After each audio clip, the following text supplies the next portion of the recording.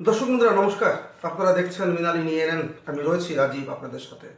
আজকে কয়েকটি বিষয় নিয়ে আপনাদের সঙ্গে আলোচনা করতে এসেছি, বিশ্লেষণ করব আপনাদের সঙ্গে। আশা করব আমার এই আলোচনার পর আপনারা আপনাদের মূল্যবান মতামত অবশ্যই রাখবেন। দর্শক বন্ধুরা, আপনারা দেখতে পাচ্ছেন প্রতিনিয়ত আমাদের ত্রিপুরা রাজ্যের সাংবাদিকরা ওনারা ওনাদের পেশাগত দায়িত্ব পালন করতে গিয়ে শারীরিকভাবে নিগৃহীত হচ্ছেন, আক্রান্ত হচ্ছেন, রক্তাক্ত পর্যন্ত হচ্ছেন। যার ফলে আজকে অনেকে আপনারা সোশ্যাল মিডিয়াতে বা সামাজিক মাধ্যমে এসে বলছেন যে রাজ্যে যদি সাংবাদিকরা যদি সুরক্ষিত না থাকে, সাংবাদিকরা যদি অসুরক্ষিত থাকে, তাহলে সাধারণ মানুষের অবস্থা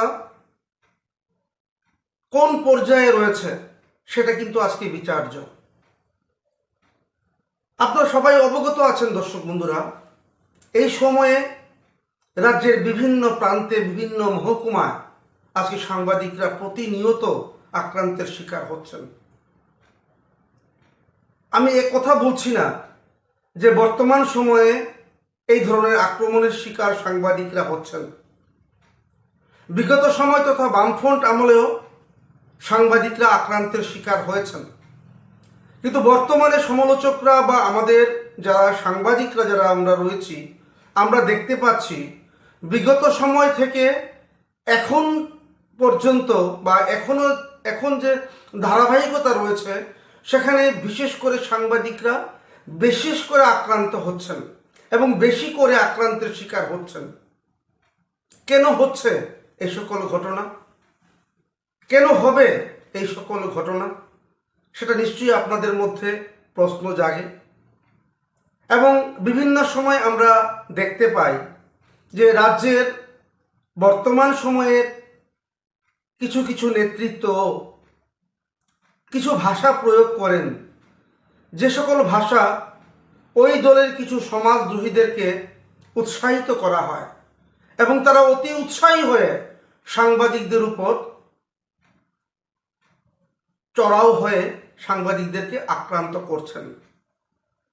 প্রতিনিয়ত হচ্ছে। আজকে আমি আলোচনা করছি, বিশ্লেষণ করছি, আজকেও আপনারা দেখতে পেয়েছেন বামুটিয়া এলাকায় সুকান্ত ভৌমিক নামে এক সাংবাদিকের বাড়িতে আক্রমণ করা হয়েছে।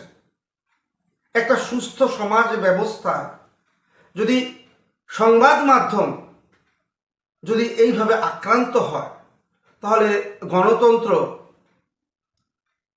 কোন জায়গায় রয়েছে আমাদের ত্রিপুরা রাজ্যে, সেটা কিন্তু আজকে একটা বড় প্রশ্ন হয়ে দাঁড়িয়েছে এই মুহূর্তে। দর্শক বন্ধুরা, আমরা আগে আমি কেন বললাম যে আগেও হয়েছে, আগে কেন হয়েছে, আগে তো বিশাল হয়েছে।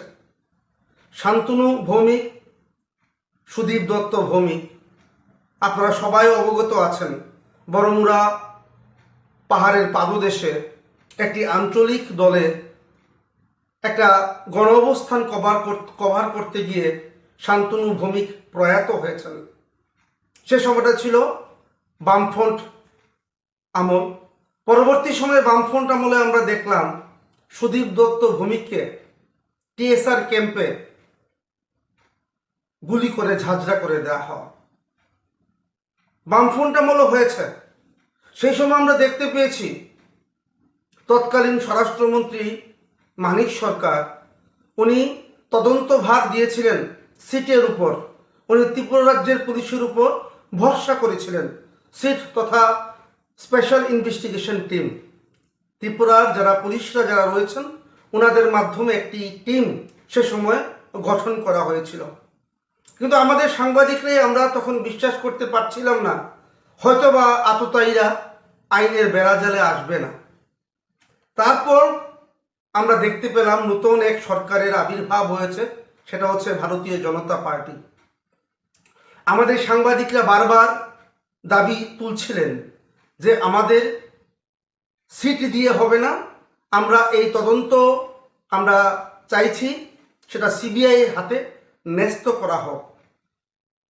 আমরা সে সময় দেখেছি আমাদের সাংবাদিকদের যারা বয়োজ্যেষ্ঠ যারা সিনিয়র সাংবাদিকরা ছিলেন, ওনারা সে সময় দিল্লিতে গেছেন এবং সেখানেও ওনারা মেমোরেন্ডাম জমা দিয়েছেন যাতে এই যে মার্ডার হয়েছে দুটো তরতাজা সাংবাদিকের প্রাণ অকালে ঝরে পড়ে গেছে, তাদের যাতে বিচার হয়। দেখা গেছে সরকার শুনেছিল সে সময় বিজেপি সরকার, সেটা সিবিআইয়ের হাতে ন্যস্ত করা হয়েছে।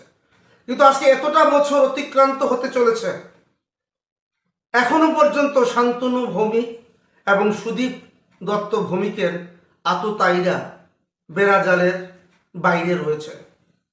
অনেকে বলেন, অনেক সমালোচকরা বলেন যে শান্তনু ভৌমিককে কারা কারা হত্যা করেছে, এর পেছনে কারা দায়ী রয়েছে সেটা আপনারা জানেন, আমরা হয়তো জানি না।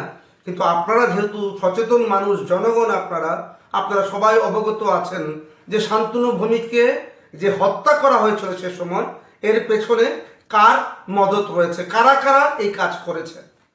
কিন্তু এখনো পর্যন্ত আততায়ীরা সেইভাবে সাজা পেল না।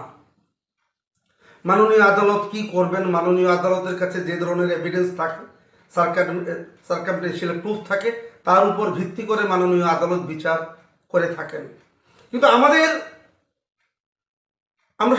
আমরা সবচাইতে বেশি আমরা অবাক হই যে আততায়ীরা আজকে বেড়াজালের বাইরে রয়েছে। এখনো পর্যন্ত সুদীপ দত্ত ভৌমিক এবং শান্তনু ভৌমিকের আততায়ীরা আইনের বেড়াজালে আসেনি। এখানে সরকার রয়েছে বিজেপি সরকার। যদি বামফ্রন্ট সরকার থাকতো সে সময় আমরা বিশ্বাস করতে পারছিলাম না যে ত্রিপুরা পুলিশ দিয়ে হবে না, আমরা সিবিআই চাই।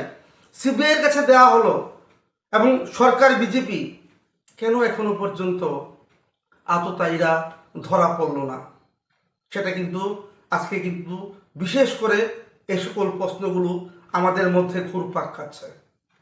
কেন সাংবাদিকরা এইভাবে দিনের পর দিন মার খাবে? এখন যে একটা পরিস্থিতি সৃষ্টি হয়ে রয়েছে, সাংবাদিকরা যে কোনো সময় আরও একটি দুর্ঘটনার শিকার হতে পারে বলে অনেকে কিন্তু মনে করছেন। সরকারকে এই দিকটার প্রতি কিন্তু নজর দিতে হবে। সাংবাদিকদের স্বার্থ সুরক্ষিত করতে হবে, সাংবাদিকদের কাজ করার স্বতঃস্ফূর্ততা দিতে হবে, একটা প্ল্যাটফর্ম দিতে হবে যাতে সাংবাদিকরা তাদের সঠিক দায়িত্ব সঠিকভাবে পালন করতে পারে। একটা কথা রয়েছে,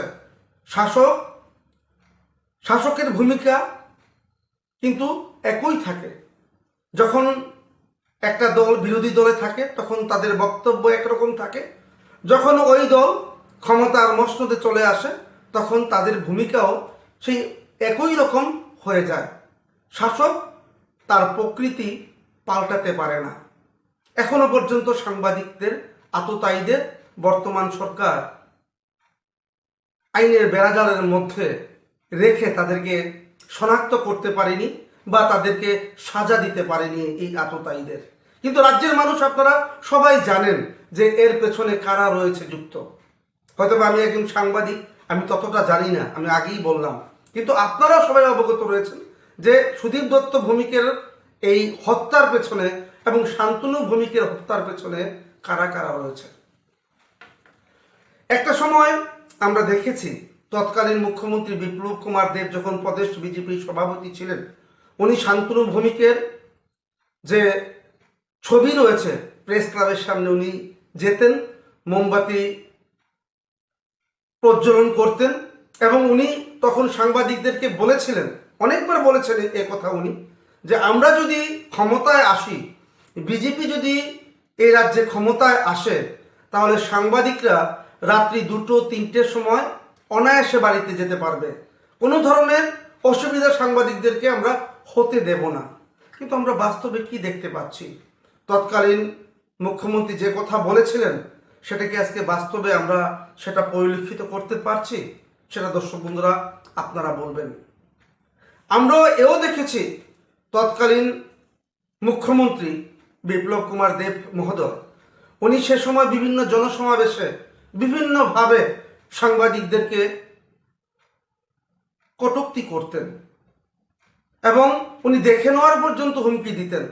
উনি কাউকে মাফ করেন না বলেও হুমকি দিয়েছেন। অনেকে বলছেন এই সকল বক্তব্যের কারণে বিজেপি দলে থাকা কিছু সমাজদ্রোহী ওনারা বিশেষভাবে উৎসাহিত হয়েছেন এবং এই উৎসাহের কারণে এই ধরনের ঘটনাগুলো ঘটছে। এখনো প্রতিনিয়ত সাংবাদিকরা আক্রান্তের শিকার হচ্ছেন, মার খাচ্ছেন, রক্তাক্ত হচ্ছেন। শুধুমাত্র মৃত্যুটা অবশিষ্ট রয়েছে। যে কোনো সময় যে কোনো ঘটনা ঘটে যেতে পারে সাংবাদিকদের সঙ্গে আরো একবার এই ত্রিপুরা রাজ্যের বুকে, সেটা আমরা অনুভব করতে পারছি। এছাড়া আপনারা দেখতে পাচ্ছেন দর্শক বন্ধুরা, এই সময় দুজন বিধায়কের সঙ্গে আমাদের কিছু সাংবাদিকদের একটা ঘটনা আমরা প্রত্যক্ষ করতে পারছি।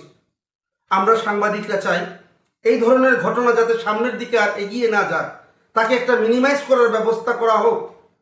যে কোনো একটা পক্ষ সামনের দিকে এগিয়ে আসুক, এগুলোকে ওনারা দেখুক এবং একটা সুস্থ পরিবেশ তৈরি করুক। এটাই কিন্তু যারা প্রকৃত সাংবাদিক ওনারা কিন্তু দাবি করছেন। এইভাবে চলতে পারে না। এইভাবে সাংবাদিকদের উপর আক্রমণ, সাংবাদিকদের হুমকি ধমকি এইভাবে চলতে পারে না। এই ধরনের পরিবেশ কোনো পক্ষের জন্যই ভালো নয়। কারণ গণতন্ত্র বাঁচতে গেলে সাংবাদিকরা বাঁচতে হবে, সংবাদ মাধ্যম বাঁচতে হবে। সংবাদ মাধ্যম ছাড়া গণতন্ত্র টিকতে পারে না এক মিনিটের জন্য। কিন্তু আজকে আমরা প্রত্যক্ষ করতে পারছি যে রাজ্যের বিভিন্ন জায়গায় সাংবাদিকরা আক্রান্ত হচ্ছেন। হ্যাঁ, এটা আমি বলবো, আমাদের ত্রিপুরা রাজ্যের যারা সাংবাদিকের যে সংগঠন রয়েছে ওনারা যাচ্ছেন, ওনারা কথা বলছেন, থানায় যাচ্ছেন, এফআইআর করছেন, কিন্তু কি হচ্ছেটা কি? ওনারা যাচ্ছেন, ওনারা সমবেদনা জানাচ্ছেন সাংবাদিককে, ফটো শুটও হচ্ছে, প্রচারও হচ্ছে, কিন্তু বাস্তবে এবং আদতে কি হচ্ছে? যে সকল সাংবাদিকদের আক্রমণ করা হচ্ছে বা আক্রান্ত করা হচ্ছে বা রক্তাক্ত করা হচ্ছে, এই সকল কাজ থেকে কি সমাজদ্রোহীরা বিরত রয়েছে?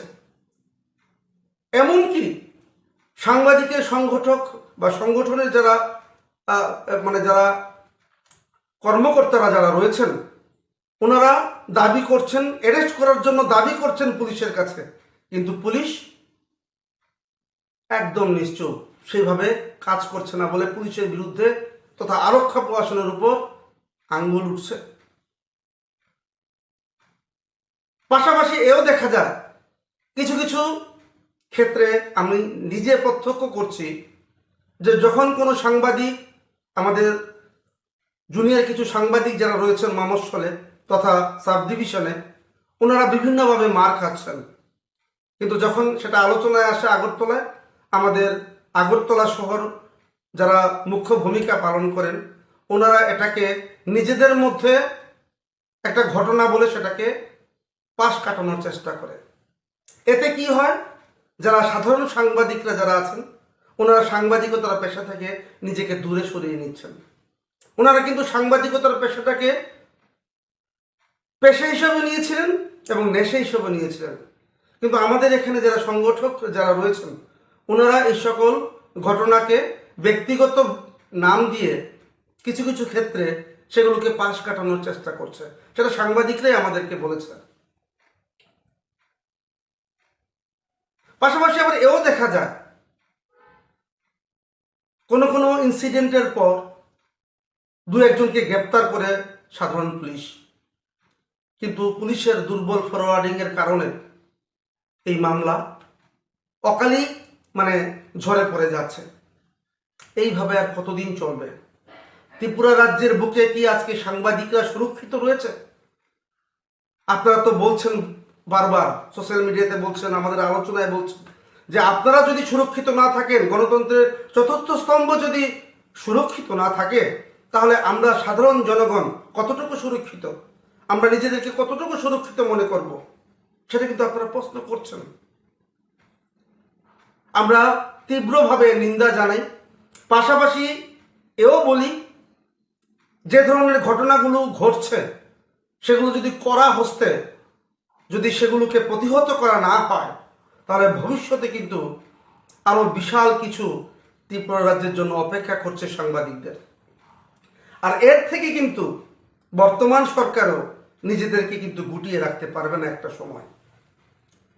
একটা কথা এখানে বলতে হচ্ছে যে সুদীপ দত্ত ভৌমিক এবং শান্তনু ভৌমিকের আততায়ীরা এখনো অধরা রয়েছে, কিন্তু সরকার রয়েছে বিজেপি, যেই সরকার একবার কথা দিয়েছিল যে মানে যতই জলের নিচে থাকুক না কেন আততায়ীরা, আমরা ওই জলের তলা থেকে বের করে আনবো আততায়ীদের এবং কঠোর শাস্তির বিধান করব আইনের মাধ্যমে। কিন্তু বাস্তবে কিন্তু সেটা আজকে আমরা পরিলক্ষিত করতে পারছি না। হ্যাঁ, কিন্তু সর্বশেষ একটা কথা বলতে হয়, বর্তমান যিনি মুখ্যমন্ত্রী রয়েছেন উনি সাংবাদিকদের হয়ে কথা বলছেন। উনি বলছেন যে সাংবাদিকরা হচ্ছে আমাদের বান্ধব। উনি কিন্তু সাংবাদিকদের জন্য গলা কিন্তু উনি চড়াচ্ছেন এবং সাংবাদিকদের উনি পাশে রয়েছেন বলে উনি দাবি করছেন। কিন্তু ওনার দায়িত্বে রয়েছে স্বরাষ্ট্র দপ্তর। উনি কি বুকে হাত দিয়ে বলতে পারবেন যে স্বরাষ্ট্র দপ্তর সাংবাদিকদের উপর যে ধরনের ঘটনা যেগুলো ঘটছে সেগুলোর জন্য সঠিকভাবে ওনারা পদক্ষেপ নিচ্ছেন? এখানে কি মুখ্যমন্ত্রীর বক্তব্যকে সেইভাবে গুরুত্ব দেওয়া হচ্ছে না, যেটা অনেক সমালোচকরা কিন্তু বলছেন। আরও একটি বিষয় যেখানে আমাকে আপনাদের সামনে শেয়ার করতে হয়, সবচাইতে দুর্ভাগ্যের বিষয়, দুঃখের বিষয়, পরিতাপের বিষয়, আমাদের সাংবাদিকরা বা আমরা সর্বদা কাজ করি রাজনেতাদের জন্য। রাজনেতারা কি কি কাজ করছেন, কোথায় যাচ্ছেন, কি করছেন, কোন জায়গায় কি জনসমাবেশ রয়েছে, তাদের জন্য আমরা যাই, তাদের ফুটেজ সংগ্রহ করে তাদের বক্তব্যগুলো আমরা আপনাদের উদ্দেশ্যে আমরা তুলে ধরছি। বিরোধীরা কি কর্মকাণ্ড করছে, তাদের কর্মকাণ্ড আমাদের সাংবাদিক ভাইয়েরা কলমের মাধ্যমে, ক্যামেরার মাধ্যমে, বক্তব্যের মাধ্যমে আপনাদের সামনে আমরা তুলে ধরছি প্রতিনিয়ত। কিন্তু দুঃখের বিষয় যেটা আমি বললাম, যেটা পরিতাপের বিষয়, আজকে সাংবাদিকরা এতভাবে নিগৃহীত হচ্ছেন, লাঞ্ছিত হচ্ছেন, অপমানিত হচ্ছেন, মার খাচ্ছেন, কিন্তু একজন রাজনৈতিক ব্যক্তিত্ব, সেটা বিরোধী বলুন বা শাসক বলুন, সেইভাবে কিন্তু পথে নেই। ওনারা কোনো প্রোগ্রাম করবেন আমাদেরকে ফোন করছেন, আমাদের হোয়াটসঅ্যাপ গ্রুপে ওনারা মেসেজ দিচ্ছেন, আমাদের সাংবাদিকরা যাচ্ছে, কিন্তু যখন মার খাচ্ছে কোথায় তাদের প্রতিবাদ, কোথায় বিরোধী দল, কোথায় শাসক দল? কাউকেই তো দেখা যায় না। উল্টো দেখা যায় কিছু কিছু মন্ত্রী সাংবাদিকদের উদ্দেশ্যে কটূক্তি করেন। সবচাইতে পরিতাপের বিষয়, এমন একটা দিন আসবে সংবাদ মাধ্যমের যে কাগজ রয়েছে, যে পত্রিকা আপনারা পড়েন, সেই পত্রিকা থাকবে ব্ল্যাঙ্ক, টিভির চ্যানেল থাকবে ব্ল্যাঙ্ক, সোশ্যাল মিডিয়াতে সংবাদ মাধ্যম সম্পূর্ণভাবে বন্ধ হয়ে যাবে। প্রচার কোত্থেকে পাবেন তখন শাসক দল বা বিরোধী দলের যারা আপনারা রয়েছেন? কোথায় আপনাদের প্রতিবাদ? একটা সুসংগঠিত প্রতিবাদ তো আপনাদের কাছ থেকে আমরা দেখতে পেলাম না বা দেখতে পাচ্ছি না। আপনারা প্রেস কনফারেন্স করছেন, আপনাদের বক্তব্য আমাদের মাধ্যমে তুলে ধরার চেষ্টা করছেন, কিন্তু বাস্তবে আপনারা কি করছেন? শাসক দলের কোনো নেতা মন্ত্রী, একমাত্র মুখ্যমন্ত্রী ছাড়া কেউ তো আমাদের পাশে নেই, কেউ তো আমাদের পাশে নেই। মুখ্যমন্ত্রী তো তবু দু একটি কথা উনি ওনার বক্তব্যে বলেন আমাদের স্বার্থে বলবো না, যেটা সত্যি বাস্তব উনি সেটা বলার চেষ্টা করেন, কিন্তু এছাড়া উনি ছাড়া আমরা তো আর কাউকে সেরকম ভাবে দেখতে পাচ্ছি না যে একটা প্রেস কনফারেন্স করে বা একটা প্রেস মিট করে বলতে যে এই ধরনের ব্যবস্থা যদি আমাদের দলের পক্ষ থেকে কোনো সমাজদ্রোহী নামধারী যদি কেউ করে থাকে আমরা ব্যবস্থা গ্রহণ করব। সে ধরনের বক্তব্য তো আমরা কোনো মন্ত্রীর কাছ থেকে পাই না, কোনো বিধায়কের কাছ থেকে পাই না। কেন এমনটা হবে? আপনাদের জন্যই তো আমরা খবর করি, আর আমরা আক্রান্ত হচ্ছি, আপনাদের কোনো প্রতিবাদ নেই, উল্টো আমাদের উপর আপনারা চড়াও হচ্ছেন। এইভাবে কিন্তু একটা সুস্থ গণতন্ত্র চলতে পারে না।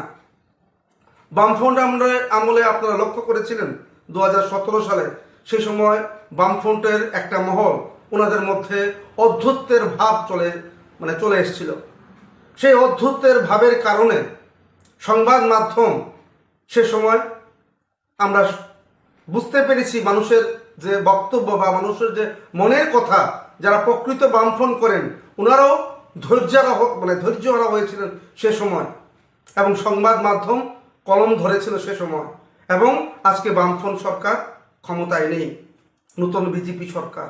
কিন্তু আমার মূল বক্তব্য হচ্ছে বামফ্রন্ট আমলে যত না হয়েছে তার থেকে এই 7-8 বছরে অনেক গুণ বেশি হয়েছে এই বিজেপি আমলে। আমরা চাইছি, মুখ্যমন্ত্রীর দৃষ্টি আকর্ষণ করছি, আমরা মাননীয় রাজ্যপালের দৃষ্টি আকর্ষণ করছি, আমরা বিরোধী দলের দৃষ্টি আকর্ষণ করছি, আমরা শাসক দলের দৃষ্টি আকর্ষণ করছি, এই সকল ঘটনাকে প্রতিহত করতে আপনারা এগিয়ে আসুন এবং যে সকল সমাজদ্রোহীরা এই সকল কাজ করছে তাদের বিরুদ্ধে আপনারা নিজেদের দলের মধ্যে থেকে একটা ঐক্যমত গড়ে তুলে তাদের বিরুদ্ধে আপনারা ব্যবস্থা গ্রহণ করুন। মনে রাখবেন, সাংবাদিক বাঁচলেই আপনারা বাঁচবেন। আর সাংবাদিক যদি কলম বন্ধ করে দেয়, সাংবাদিক যদি বক্তব্য বন্ধ করে দেয়, সাংবাদিক যদি ক্যামেরা তোলা বন্ধ করে দেয়, তাহলে আপনারাও থাকতে পারবেন না। দর্শক বন্ধুরা, আজকে আমার এই আলোচনা আমি এখানে শেষ করছি, কিন্তু দেখতে থাকবেন দর্শক বন্ধুরা, অবশ্যই মৃণালিনী এলেন। নমস্কার।